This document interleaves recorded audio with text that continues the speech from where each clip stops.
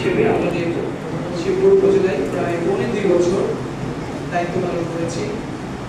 দায়িত্ব পালন সময়ে আমার মনের অজান্তে হয়তো অনেকেই আমি ক্ষতি করেছি, অনেকে হয়তো আমার কাজের দ্বারা ক্ষতিগ্রস্ত হয়েছেন বা কেউ হয়তো কষ্ট পেয়েছেন। আমি আপনাদের কাছ থেকে বিদায় নিয়ে চলে যাচ্ছি আমার পরবর্তী কর্মস্থল ঢাকায়। তা আমি শুধু আজকের এই শেষ দিনে আপনাদের কাছ থেকে আমি এইটুকুই বলবো, যদি আমার কাজে বা আমার কথায় বা আমার কোনো কিছুতে আপনারা কি কষ্ট পেয়ে থাকেন, দয়া করে আপনারা আমাকে ক্ষমা করে দেবেন। প্রায় 2.5 বছর কাজ করার সময় আমার কাছে যেটা মনে হয়েছে, আসলে ন্যায় সংক্রান্ত বিষয় অনেক জটিল একটা বিষয়। আমার রায়ের মাধ্যমে যে এক পক্ষ সন্তুষ্ট হয়েছে, আরেক পক্ষ হয়তো অসন্তুষ্ট হয়েছে। তা আমি শুধু এই জন্য বলবো, আমার অবস্থান থেকে আমি ইনসাফ করার চেষ্টা করেছি। তো আমাকে আপনারা নিজ করে ক্ষমা করে দেবেন।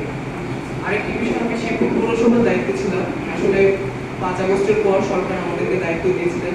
পৌরসভার দায়িত্ব পালন করতে গিয়ে আমি হয়তো পৌরবাসী অনেক সময় অনেকেরই অনেক সমস্যার সমাধান করতে পারিনি, আমাদের কিছু সীমাবদ্ধতা ছিল। আজকে যাবার কারণে আমি পৌরবাসীর কাছে আমি ক্ষমা চেয়ে নিচ্ছি। আমার হয়তো অনেক পেন্ডিং কাজ ছিল যেগুলো আপনাদের আমি করতে পারিনি, আমাকে নিজ করে ক্ষমা করে দেবেন। সবাই আপনাকে সবাই আপনারা আমার জন্য দোয়া করবেন, আল্লাহ তাআলা যেন আমাকে সরকারের দায়িত্ব পালন করার ক্ষেত্রে শতভাগ নিষ্ঠার সাথে দায়িত্ব পালন করার তৌফিক দান করেন।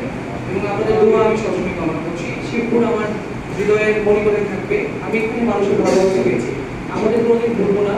আপনারা সবাই আমার জন্য দোয়া করবেন। সবাইকে আবারও সালাম, আসসালামু আলাইকুম।